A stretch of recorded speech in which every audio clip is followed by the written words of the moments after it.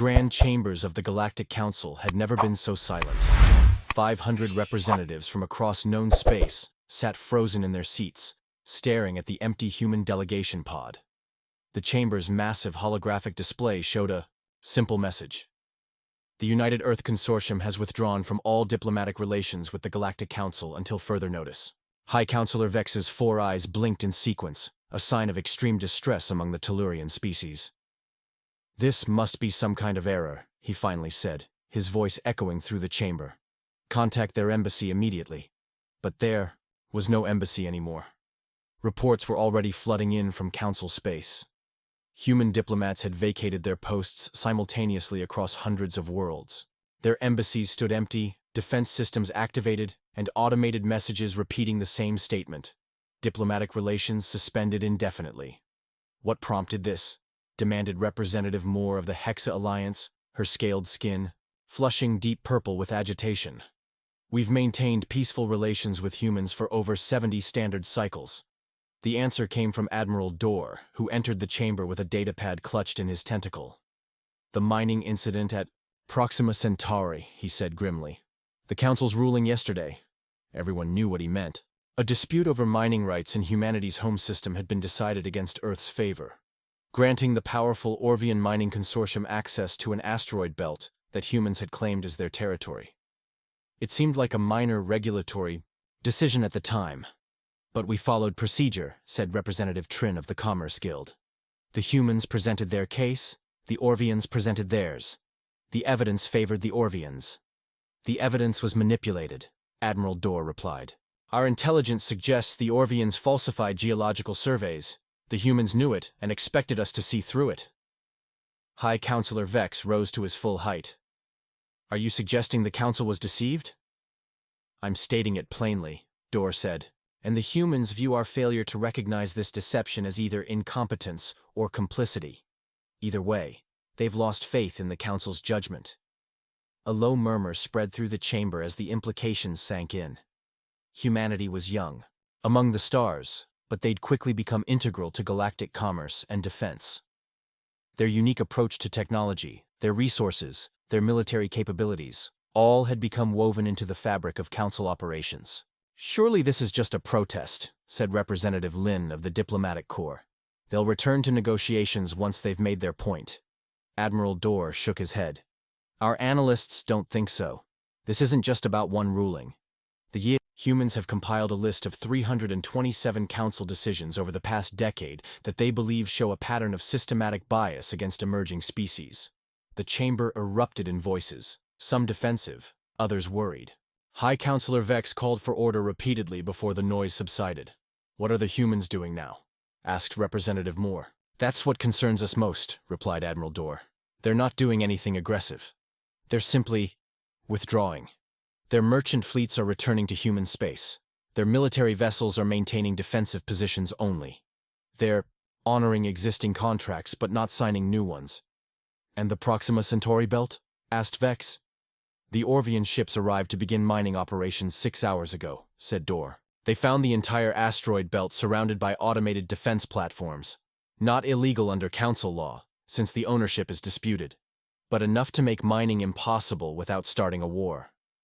Vex's lower eyes closed, a sign of deep thought. "So, the humans are giving us time to reconsider our decision." "No," said Dorr. "The humans aren't giving us anything. They're simply done with us. And given how much we've come to rely on them, that may be more dangerous than any declaration of war." The emergency session of the Council's Economic Division was packed with anxious representatives. Projections on the massive display showed cascading red lines, markets plummeting across Council space. "It's been just 3 days," said Director Pax, her fur bristling with stress. "How can the withdrawal of one species cause this much disruption?" "Trade." Minister Rolk flicked through data screens with practiced precision. "We underestimated our dependence on human infrastructure. Their quantum relay network handles 40% of all financial transactions in Council space. Without their maintenance, the system is degrading rapidly." "They've shut down the relays?" asked a representative from the Banking Guild. "No," replied Rolk. "That would violate their contracts." They're simply no longer providing the specialized maintenance that keeps the network operating at peak efficiency. And apparently, no one else understands the technology well enough to substitute. The revelation sent a new wave of murmurs through the chamber. Everyone had known humans were innovative, but few had realized how thoroughly their technologies had been integrated into galactic infrastructure. It's not just communications, continued Rolk. Human-designed shield harmonizers protect 67% of our major colony worlds. Their agricultural techniques supply basic food for 12 species. Their gravitational stabilizers keep 32 space stations in optimal orbit. Director Pax slammed a hand down. But none of this should be failing so quickly. That's what's most concerning, said Rolk. Nothing is failing catastrophically. Systems are just operating at decreased efficiency. It's as if everything was designed to require human expertise for optimal performance, finished Admiral Dorr, who had been observing silently from the back. A dependency we never noticed until now. That's deliberate engineering, said Director Pax. Are you suggesting the humans planned this withdrawal all along? No, replied Dorr. But they built redundancy and degradation protocols into everything. They ensured no one could weaponize their technology against them by simply making it work. Best in their hands. A new figure entered the chamber. Ambassador Toll of the Diplomatic Corps, looking exhausted. We've attempted to establish 16 different channels of communication with Earth. They acknowledge receipt of every message but provide only automated responses. What do the responses say? Asked Pax. They vary slightly, but the core message is consistent.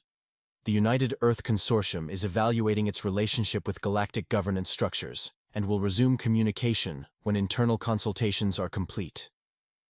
Internal consultations? Rolk scoffed. They're waiting for us to panic. Which we are, noted Admiral Dorr dryly.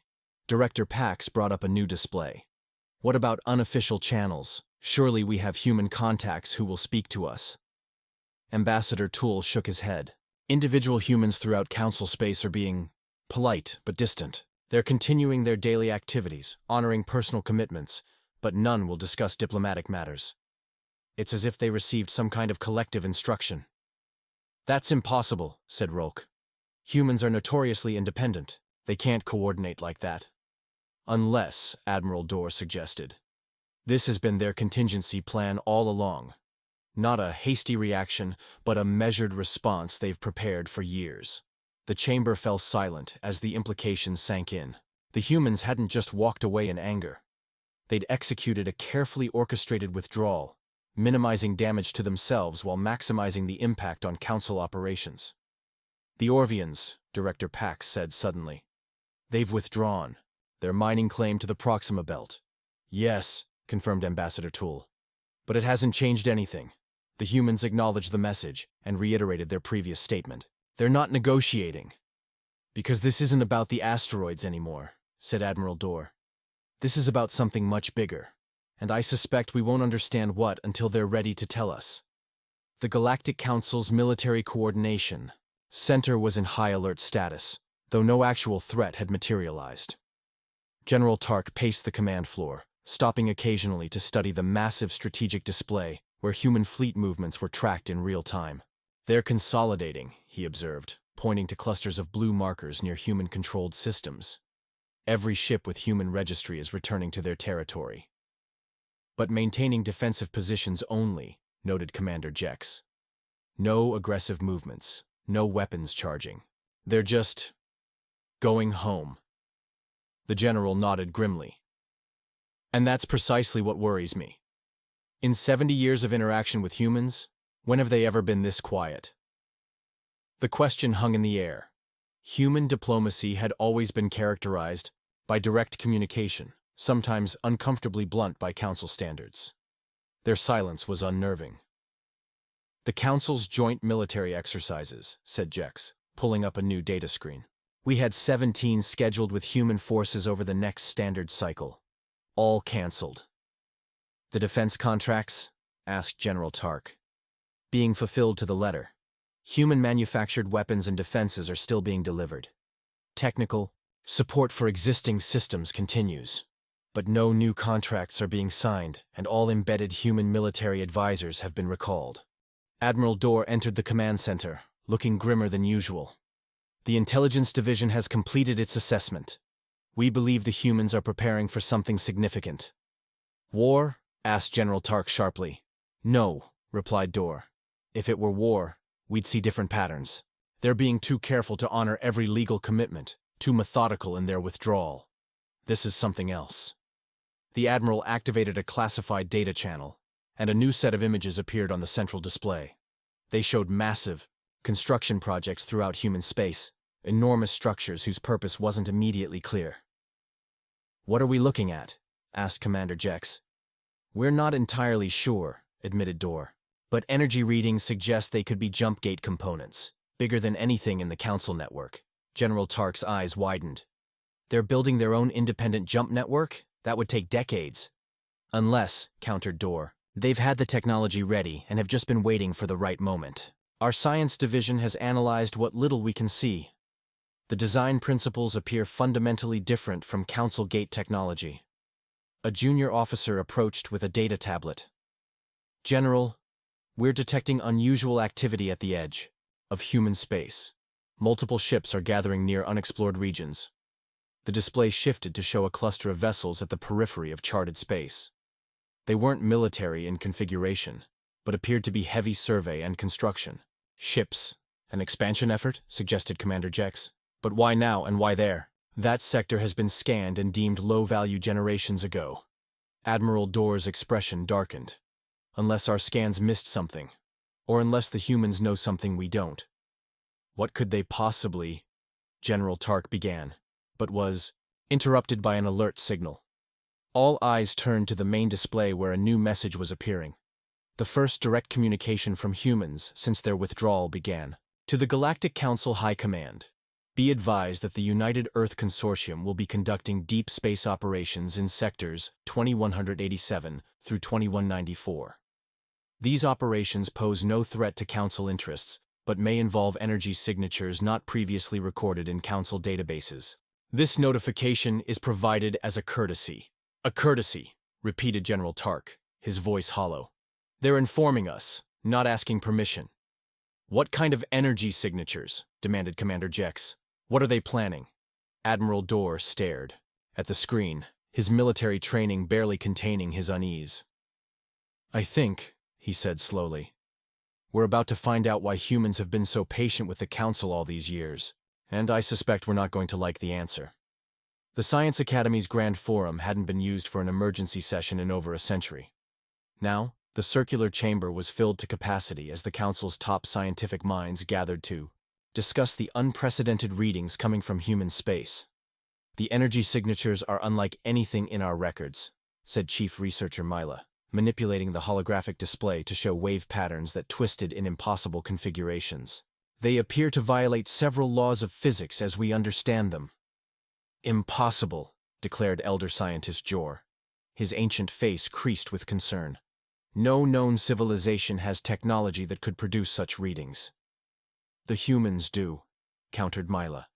And they're using it extensively now. The display shifted to show multiple locations throughout human territory where the strange energy patterns were emanating. Whatever they were doing, it wasn't a small experiment. It was a coordinated deployment of technology across their entire sphere of influence. We've been monitoring human scientific publications for decades, said another researcher. There was no indication they possessed this level of understanding. Admiral Dorr, present as the military's representative, spoke up. Because they didn't publish it. Our intelligence suggests the humans have maintained separate research tracks, public and classified, since they first contacted the Council. This revelation sent a ripple of shock through the assembled scientists. The free exchange of knowledge was supposed to be fundamental to Council membership. That would be a violation of sharing protocols, stated Elder Jor. Not technically, corrected Admiral Dorr. The protocols require sharing of discoveries that impact Council safety or stability. The humans could argue they were simply developing technologies for their own use. But why hide this level of advancement? Asked Mila. A new voice answered. Historian Vel, who had been analyzing human behavior patterns for decades. Because humans have a deep cultural memory of technological disparities leading to exploitation. Throughout their history, societies that revealed technological advantages often found themselves targets, rather than partners. The room fell silent as the implications sank in. Had the humans been concealing their true capabilities all along, presenting a deliberately diminished version of their civilization to the galactic community? The readings are intensifying, reported a technician, bringing everyone's attention back to the present crisis. And we're detecting gravitational anomalies throughout the designated sectors. The main display updated to show ripples in spacetime, centered on the areas where human ships had gathered. What had begun as subtle fluctuations was becoming more pronounced by the hour. They could be attempting to create artificial wormholes, suggested Mila. But the energy requirements would be beyond our capabilities, finished Elder Jor. But apparently not beyond theirs. Admiral Dor received a priority communication and straightened with alarm. The human vessels are moving into formation. Whatever they're planning, it appears to be happening now. All eyes turned to the display as the gathered human ships arranged themselves in a precise geometric pattern. The energy readings spiked, dramatically, and then darkness. We've lost all sensors in the area, reported the technician, frantically working controls. No visual, no energy readings, nothing.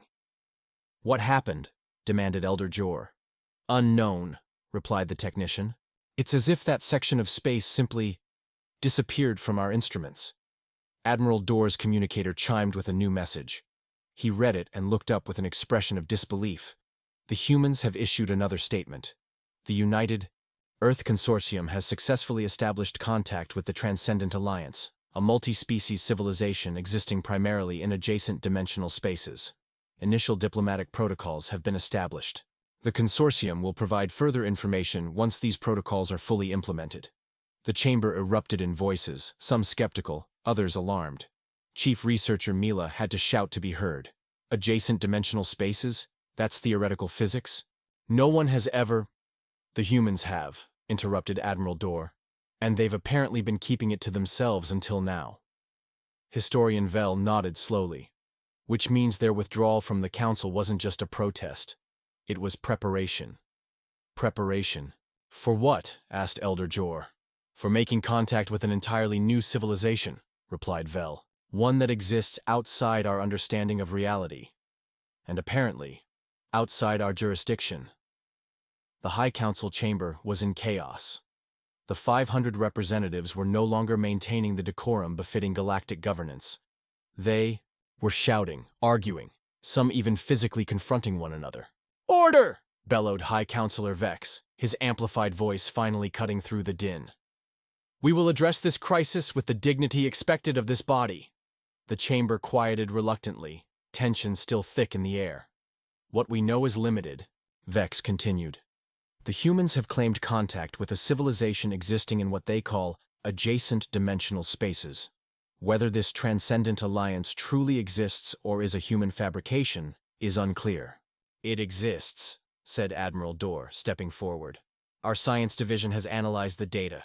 The dimensional rift the humans created is real, and something is communicating from the other side."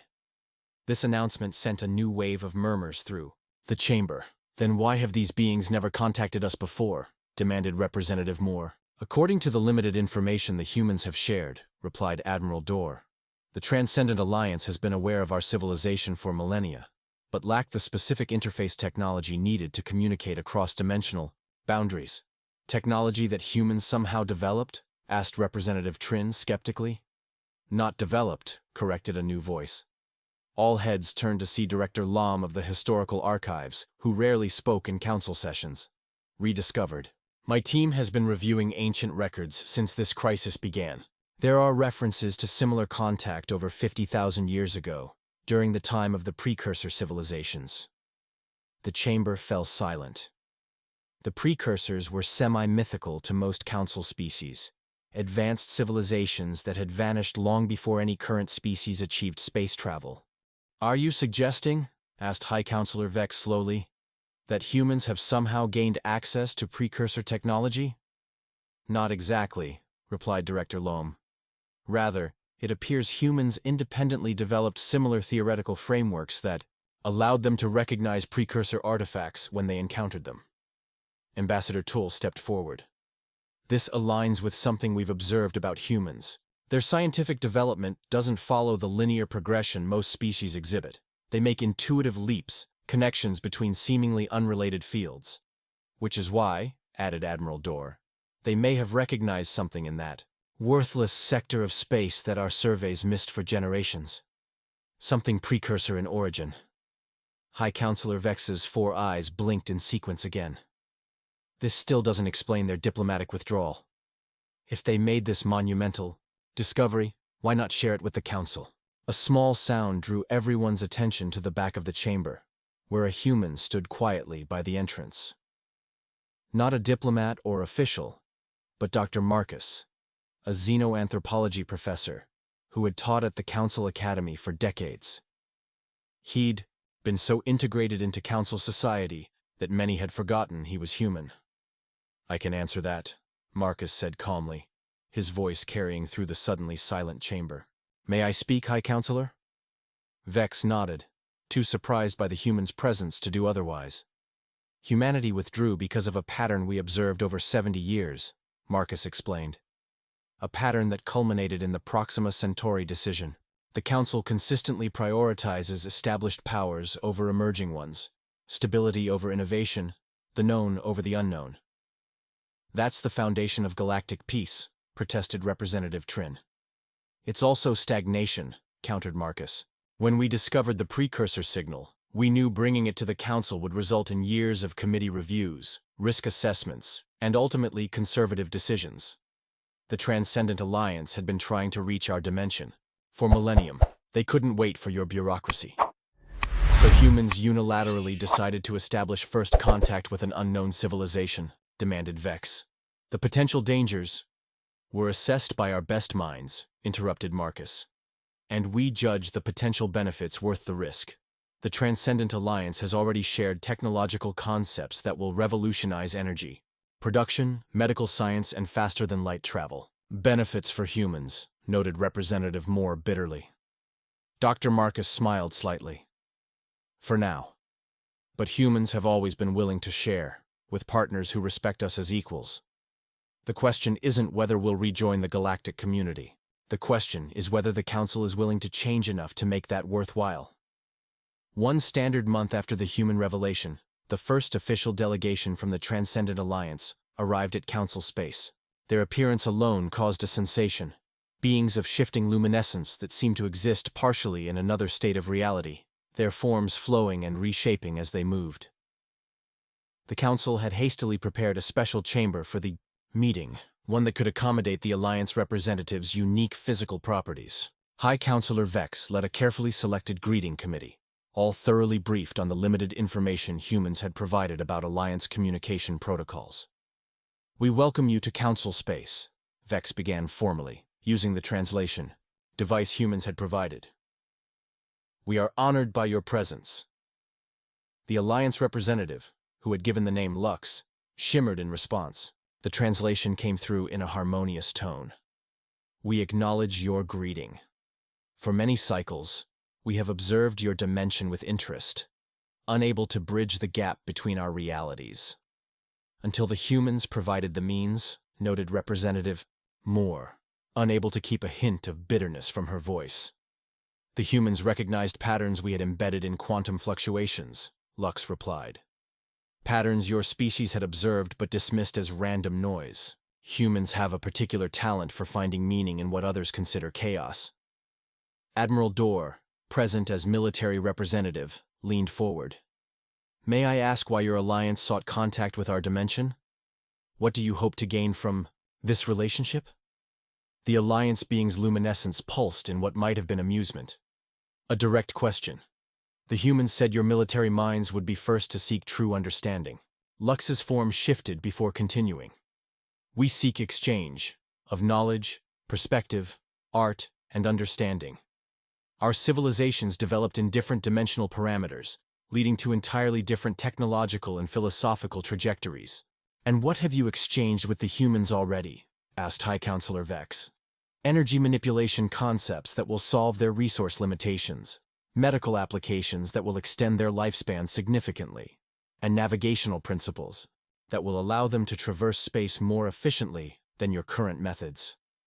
The Council representatives exchanged alarmed glances.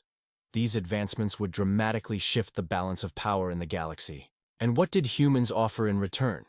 Asked Director Pax. Something more valuable than technology, replied Lux. A perspective unique among all species we have encountered. Humans exist in a constant state of creative tension, between individual and community, between emotion and logic, between present concern and future vision. This cognitive framework is rare and precious, Ambassador Tull stepped forward. If I may ask, why have you agreed to meet with us now? The humans could have kept this connection exclusive. They could have, agreed Lux. Many of our advisors expected them to do exactly that, given their treatment by your council. Instead, they advocated for inclusive expansion of contact. They argued that despite your flaws, the council species each bring valuable perspectives. A subtle vibration ran through Lux's form. However, they were also clear about their conditions for facilitating broader contact. They believe the council requires significant reform, more equitable representation for younger species, transparent decision-making processes, and checks on the power of established interests. High Counselor Vex's lower eyes narrowed. They sent you to deliver political demands? No, replied Lux calmly. They simply informed us of their perspective. The decision is yours. But you should understand that while we can now maintain contact with your dimension independently of human technology, their perspective has been valuable in helping us understand your civilization. We would prefer to work with them as intermediaries, at least initially. So we must accept their terms, or lose access to your civilization's knowledge, said Representative Moore. Lux's form brightened. You misunderstand. There are no ultimatums here.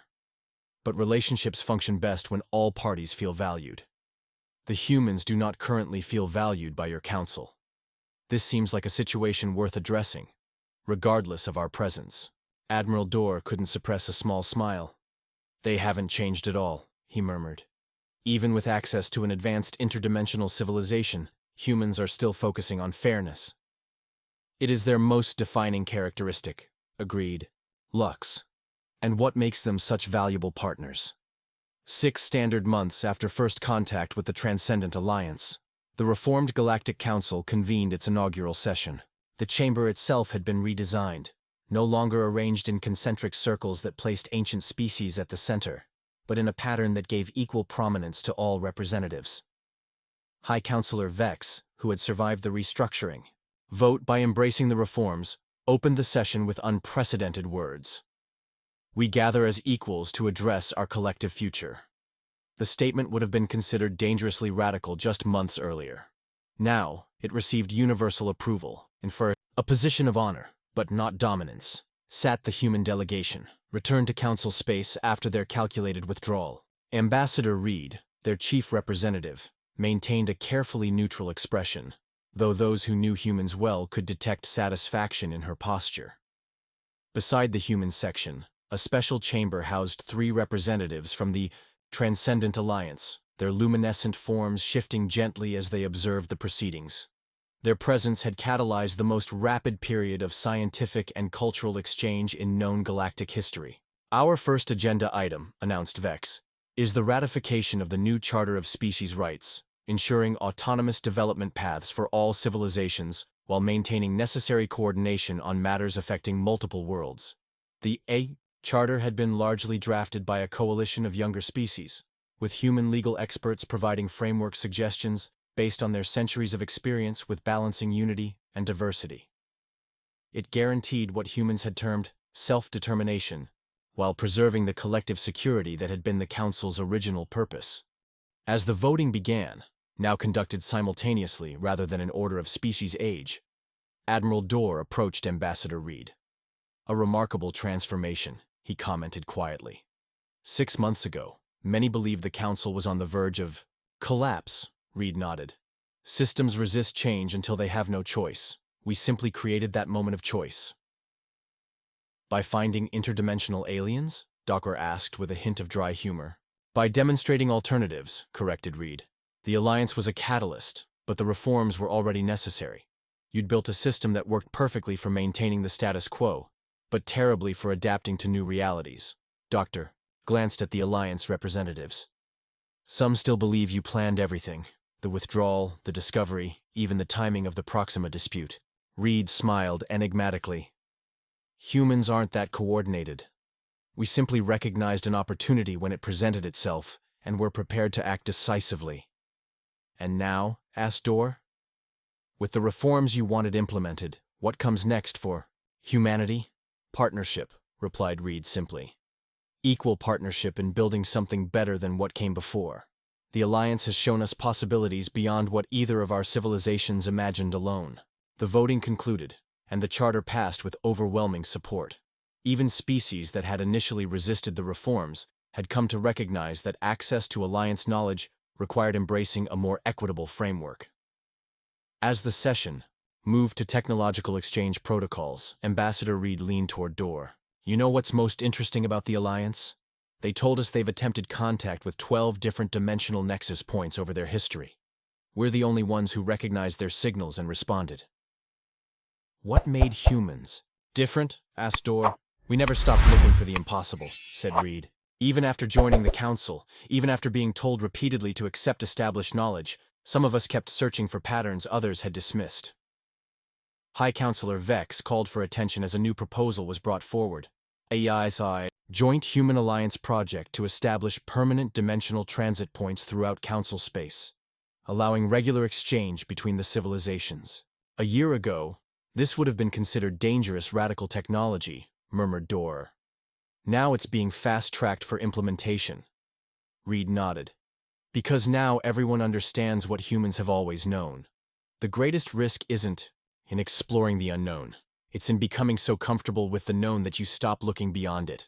As the Council debated the specifics of the proposal, representatives from species that had barely acknowledged one another 6 months prior now collaborated enthusiastically. The Alliance beings shifted their luminescence in what the humans had identified as their expression of approval. You never intended to abandon the galactic community, Dorr realized suddenly. This was always about transforming it. Humanity has always believed in second chances, replied Reed. Even for a 5,000-year-old bureaucracy. The vote was called, and the dimensional transit proposal passed unanimously. The first time such consensus had been reached in Council history. As representatives broke into excited discussion about the possibilities, the Alliance beings pulsed with bright energy, and the human delegation finally allowed themselves to smile openly. They had changed the course of galactic history not through force, not through threat, but by simply refusing to participate in a system that undervalued them, and by offering a better alternative when the moment was right. The impossible had become inevitable, and that, as humans had known all along, was how real change always happened.